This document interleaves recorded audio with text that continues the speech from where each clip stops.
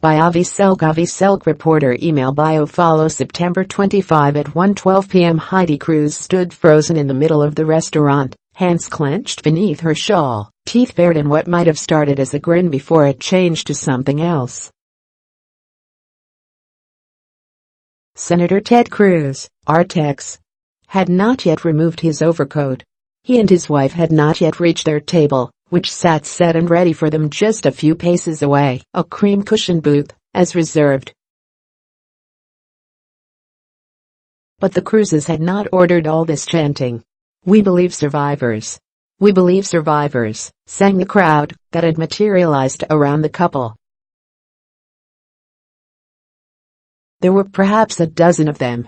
A moment earlier, they had been any other patrons at Fiola, a $145 set-price Italian restaurant a mile from the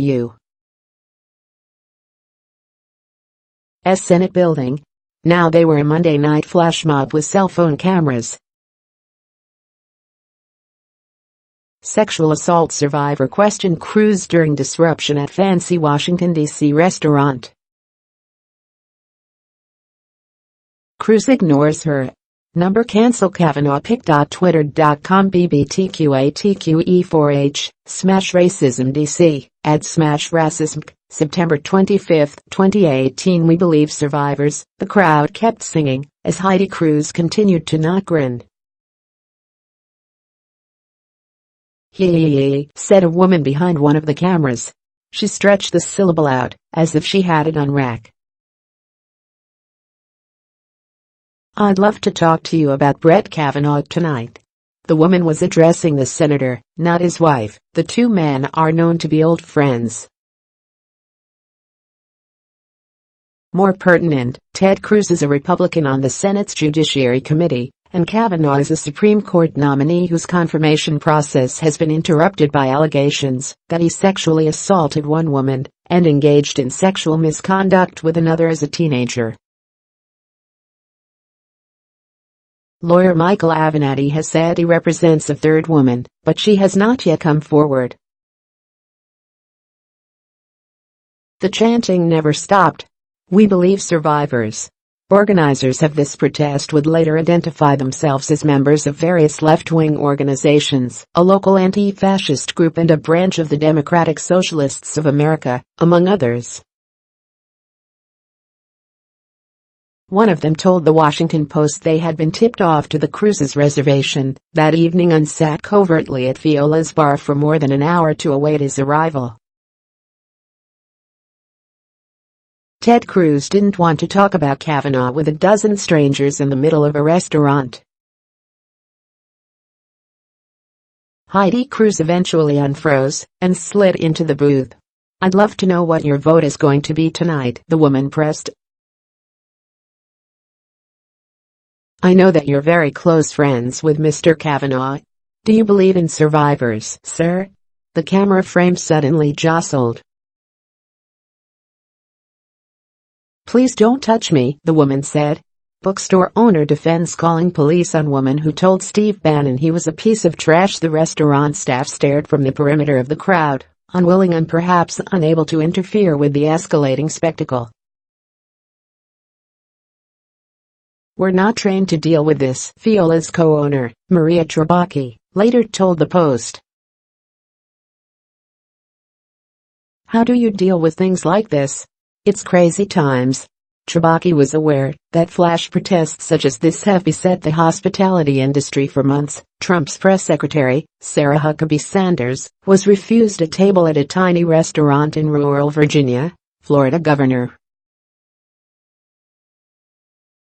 Rick Scott, R., was chased out of a Cuban place last week. The possibility is a risk almost anywhere a prominent Republican shows up to eat. Trabacchi had nevertheless hoped that a restaurant was exempt. "Politicians from both parties come into Fiola all the time," Trabacchi said. "Everyone except Donald Trump. We're very bipartisan by nature. That made no difference Monday, of course." Viola may be bipartisan, but the country isn't. Senator, we have a right to know what your position is on Brett Kavanaugh, the woman said, now encompassed by the chanting throng. Cruz looked straight into the camera and smiled. God bless you, ma'am, he said, and took his coat off and sat down, very briefly. God bless you, as well, the woman said, louder now. I'm a survivor of sexual assault, ma'am. I believe all survivors. There are now 3 people who have come forward and said that Brett Kavanaugh has attacked them. Would you talk to him about that? He might. Cruz is one of 21 members of the Judiciary Committee expected to question Kavanaugh when he returns to the Senate on Thursday to defend himself against his accusers, one of whom is also scheduled to testify. These allegations are serious and deserve to be treated with respect, Cruz said in a statement last week, a few days before a second woman went public with accusations against the nominee. But Cruz also faces a tough re-election fight in Texas against Democrat Beto O'Rourke. And Kavanaugh's nomination is historically unpopular with the public, and it's uncertain how long his support among Republican senators will hold. Cruz did not respond to his interrogators at Viola, except to offer pleasantries wildly out of sync with the shouts and screams around him.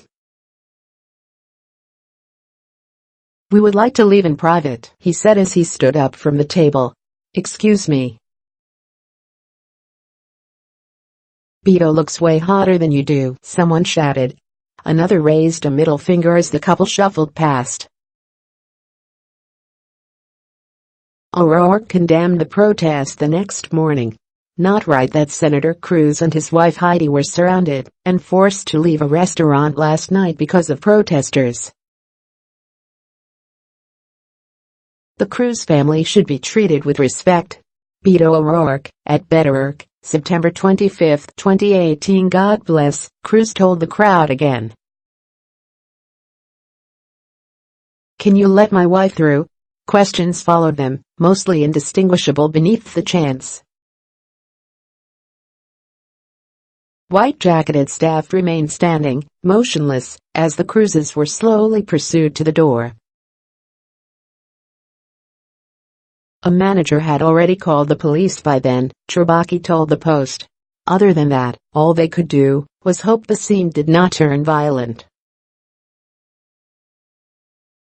When the Cruzes reached the door, a waiter tried to open it. The door stuck, so he pushed again. Then again, and harder each time. We believe survivors, a dozen voices screamed in unison. Fascist, racist, anti-gay, one of them said. Finally the door swung open, and the Cruzes walked out into the night. The waiter closed it immediately behind them, and the crowd inside whooped. This is what'll happen to you if you support Kavanaugh, a man warned the other patrons as the crowd passed back into the bar. Leave the premises, a staff member finally told them. This is a private space. The intruders were gone by the time the police arrived, Trabacchi said. The Cruzes were long gone. Someone from the restaurant phoned the senator's office Tuesday morning, Trabacchi said. She did not reveal what they discussed, but said the senator is welcome back anytime, although she does not know how she can prevent another ambush. Those who planned it appear to have achieved their purpose. Videos of the encounter were published on the Smash Racism DC social media accounts in the middle of the night, along with a statement that the group said would be its only comment on the incident. This is a message to Ted Cruz, Brett Kavanaugh, Donald Trump and the rest of the racist, sexist, transphobic, and homophobic right-wing scum, the statement reads, in part. You are not safe. We will find you. We will expose you. We will take from you the peace you have taken from so many others.